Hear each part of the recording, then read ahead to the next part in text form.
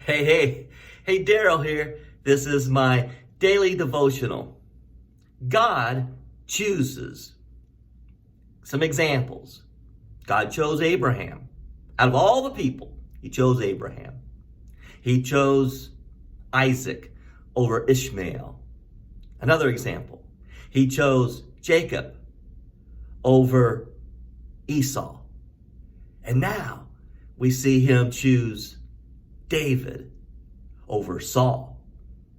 Now remember, the people of Israel weren't satisfied with theocracy being governed by God. They looked into the world and saw the other nations had kings. And they said, give us a king. And they nagged God long enough, he finally gave them a king. Saul was anointed by Samuel. But Saul did not follow the ways and rules and instructions of God.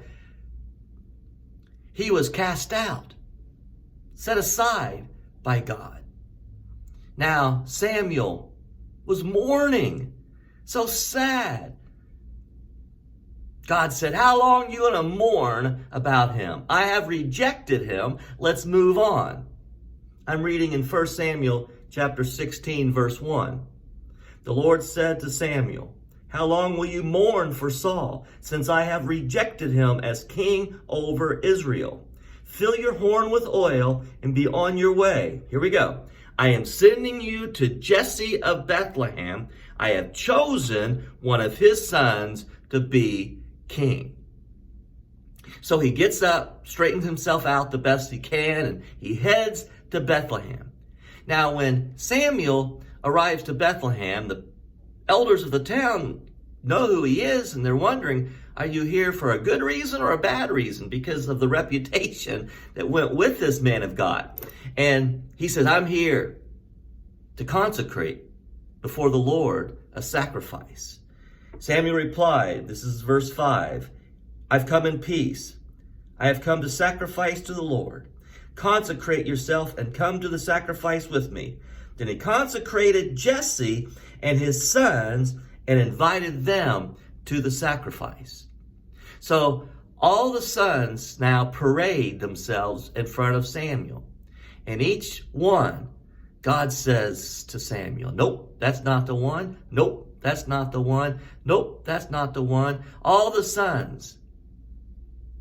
And then Samuel says to Jesse, you got any more?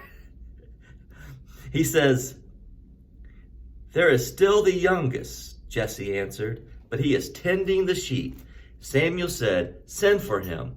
We will not sit down until he arrives. So he sent and had him brought in. He was ruddy, with a fine appearance and handsome features. Then the Lord said, rise and anoint him. He is the one. He chose David.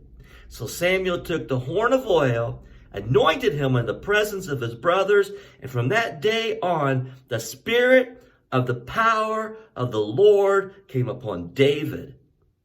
Samuel then went to Ramah. God chooses. Now, like it or not, he's in the business of choosing. Let me read to you from Ephesians chapter 1, verse 4. For he chose us in him before the creation of the world to be holy and blameless in his sight. Here's my point. We should be so excited to be the chosen ones of God. Imagine, before the creation of the world, God knew Daryl. Then that gives me goosebumps. I have a purpose because I was chosen by God. As David had a purpose, his choosing, my choosing, your choosing, we have a purpose. May we fulfill the purpose we were chosen for. May we not neglect and disobey God as Saul did. God bless you.